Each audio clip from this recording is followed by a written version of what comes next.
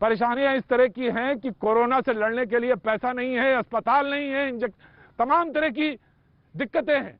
लेकिन दूसरे मुल्क में जाके टांग अड़ाना और उनके जवानों को ऊपर गोली बरसाना, ये कहां से पैसा आ रहा है, कौन पैसा दे रहा है साहब, कैसे स्पॉन्सर हो रहा है, ये सवाल है जिसको कि पूछना चाहते हैं। ये मुल्क, ये देश जो कि लगातार कोरोना से लड़ रहा, पूरी दुनिया लड़ रही है, तो ये वो जानना चाहता है कि पाकिस्तान के पास वो कहां से पैसा आ रहा है जो ये यहाँ पे कश्मीर में आतंकी घटनाएं हो रही हैं। तारिक फतेह साहब, उसके बाद मैं मुखातिब होऊंगा एडवोकेट आपके पास, बाबर साहब। तारिक फतेह, देखिए, इसमें कोई ज्यादा पैसा खर्च नहीं होता। जो एक जहनियत है कि जिंदगी शुरू मौत के बाद होती है, इसको आप समझें। ये एक मुस्लिम थॉट है और इसको इजीली एक्सप्लॉइट करके आम लोगों को शहादत की चाहत जो है कि मरोगे तो जिंदगी शुरू होगी, इसको समझना बहुत ज़रूरी है। और उसका इस्तेमाल आप देखिए हर जगह पाकिस्तान फ़ौज के एम्बलम के ऊपर नस्र मिनल्लाह फतहुन करीब, और जिस तरह रिलीजन को फ़ौज के साथ इंटीग्रेट किया। जहाँ तक अफोर्ड करने की बात है, किसी जनरल को कौन सी ऐसी कमी है जिसने मरना है, वो तो गरीब ही मरेगा ना।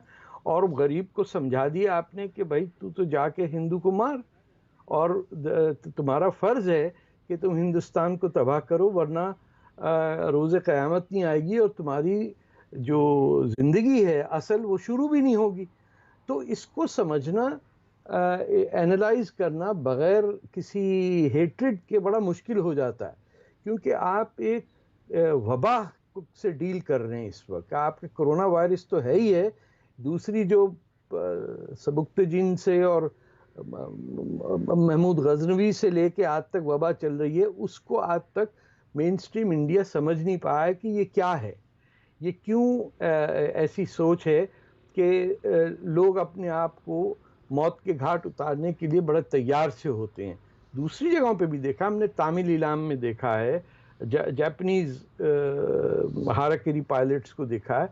लेकिन धर्म से जुड़ा हुआ ये जो खुद को मार देना और दूसरे को साथ लेके मरना, ये एक वबा है जिसको बैठ के मुसलमानों को ही समझना पड़ेगा। और ये सिर्फ क्या पाकिस्तान में नहीं है, ये जो सोच है कि हम सबसे आला हैं, हमसे बेहतर कोई नहीं है, ये तो 13वीं 14वीं सदी के अंदर से शुरू हो गया, जब ये तय किया कि अगर कोई अरब गैर अरब अपने आप को अरब के मुकाबले में करता है तो वो गुनाह कर रहा है। यहाँ तक आप देखिए कि पाकिस्तान या हिंदुस्तान या बांग्लादेश के मुसलमानों को इस्तेमाल किया जाता है। आपको नहीं मिलेगा कि कोई अरब मर रहा हो इस चक्कर के अंदर, वो तो एक दूसरे आपस को मार के 5 लाख मर गए सीरिया में। इसको बड़ी सोच समझ के करना पड़ेगा। होता ये है। सैयद बाबर, मैं आ रहा हूँ जनाब आली, आ रहा हूँ मैं आपके पास। सैयद बाबर कादरी साहब, मैं आपकी तरफ मुखातिब होना चाहता हूँ। अभी तारिक फतेह साहब कह रहे थे कि इस्तेमाल और ISI की जो नई थीम है उसके मुताबिक, उन्होंने जो आई है रिपोर्ट्स आई हैं उसके मुताबिक उसने ये कहा है कि 100 विदेशी आतंकियों को उन्होंने कहा कि आप अंडरग्राउंड रहिए और जो लोकल टेररिस्ट है उसको एक्टिवेट करिए, उसको लॉजिस्टिक सपोर्ट करिए। इस्तेमाल होते रहेंगे क्या? नई धारा में नहीं जुड़ेंगे क्या? जब सब कुछ मिल रहा है, सब कुछ इस लड़ाई में भी लड़ रहे हैं और आपको तो उससे पहले सारी चीज स्टेटस दिया, तो क्या इस लड़ाई में जिसमें कोरोना में सारी सुविधाएं सबके पास मौजूद हो रही हैं और आ रही हैं, आप मुस्कुराने मत, मुझे पता नहीं क्यों मुस्कुराते हैं, अपने किन हालातों पे मुस्कुराते हैं मुझे नहीं मालूम, लेकिन मैं आपसे पूछना चाहता हूं कि आखिर क्यों इस्तेमाल होते हैं? सैयद बाबर कादरी साहब। प्रतीक जी, मुझे अंदाज़ा है कि आप क्यों इस तरीके से मुझे एड्रेस कर रहे हैं। मैं आपकी इज़्ज़त करता हूं, और पहले मैं अपना वक्तव्य रखने से, आर्गुमेंट रखने से पहले मैं उस बच्ची का उसको अपनी सिंपैथीज़ देना चाहता हूं जिनके वालिद साहब यहाँ पे एनकाउंटर में हंदवारा में कर्नल साहब जिनकी मौत हुई। मुझे I am grieved and I have all the sympathies with her. अब आपने ये कहा कि आप इस्तेमाल होंगे क्या? देखें, राहत इंदौरी साहब का एक शेर मुझे याद आता है इस पे कि लगेगी आग आएंगे घर के ही जद में, यहाँ पे मेरा ही मकान थोड़ी है। देखें जो आपने यहाँ पे 90 से किया और जो स्पेशली 5 अगस्त के बाद यहाँ पे हुआ, हमारी पहचान हमसे छीन ली गई, बंदूक के नोक पे यहाँ पे लॉकडाउन करवा दिया गया 2, 3, 4, 5 महीने। 4G अभी भी हमारे पास नहीं है, इंटरनेट परसों यहाँ पे इंटरनेट छोड़ा गया। जो यहाँ की अदालतें हैं आप बाबर कादरी साहब, जो यहाँ पे जो प्रणाली है, जुडिशल प्रणाली है, आप देख लें हिंदुस्तान में मुसलमानों के खिलाफ आपने क्या किया।